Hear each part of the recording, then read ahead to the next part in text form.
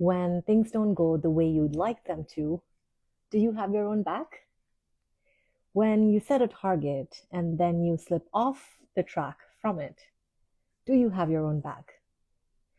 As you guys know, or if not, you will now, I am on a 101-day adventure for making daily choices just to honor myself for no other reason but because I want to honor myself.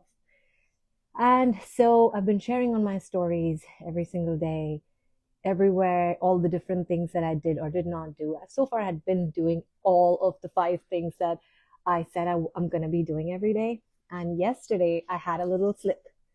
One of the daily choices that I have selected for myself is daily writing. I used to write a lot back in the school days, college days, younger days. I used to write a lot. I used to love writing. And one thing led to another, and I just stopped. So I've been wanting to change that for a really long time. And so one of my daily 5 choices that I am using from a place of love for myself, just to honor myself, has been to start writing every day again, like crafting time in my calendar to write every day. And yesterday I didn't. I did all the other things, but I didn't write. And so a lot of times when we've set our goals, set our targets, and reach for something, we sometimes don't do what we say we're going to do. And oftentimes where people go from that place is to judgment. It is so easy to start judging yourself in the moments that you make a mistake or you fumble or you fall or you fail. I should do fails in air tags again. Um, we're so quick at judging ourselves. But the beautiful part of my daily challenge is I'm calling it Self-Love 101. One of the greatest targets behind everything that I do in these 101 days is to do it from a place of love. Do it not because I have to. I have to do nothing. Let's be honest. You have to do nothing. There's nothing that you have to. Even the things that may be your obligations, you don't have to do them. You very well have the choice not to, but you choose to do them. So just having that point of view in itself is so empowering. So doing it from a place of love. And the greatest part about it is that when you do something because you want to, because you choose to, you get to have your own back when you fall, flip, or fumble.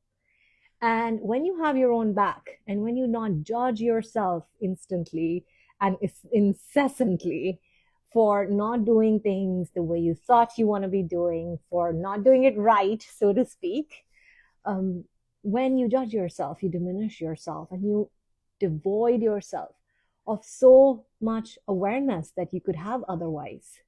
So for me, yesterday, that looked like looking at, oh my gosh, so what is going on? There was a lot of different things that were going on in my space yesterday.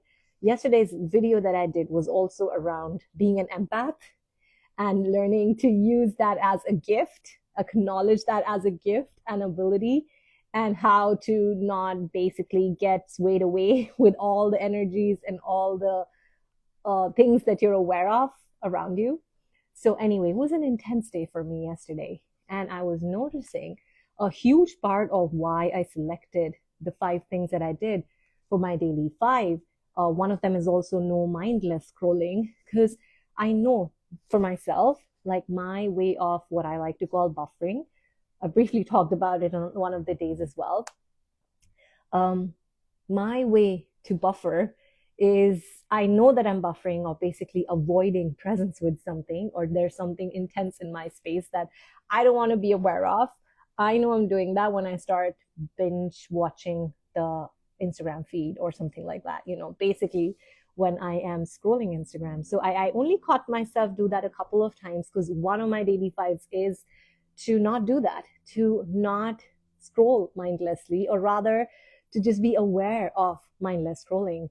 So I noticed that I was doing that, and then I stopped because that's one of the things that I'm choosing to do for myself for 101 days. And still, I realized that I wasn't fully willing to be with all the intensities that were there in my space. And so one way or another, I was noticing I was keeping myself more busy, and I did my meditations and stuff. I wrote a bunch of things and all that, but not the kind of writing that I want to do. Like my daily 20-minute writing time is where basically I sit down and I let my fingers run, just type.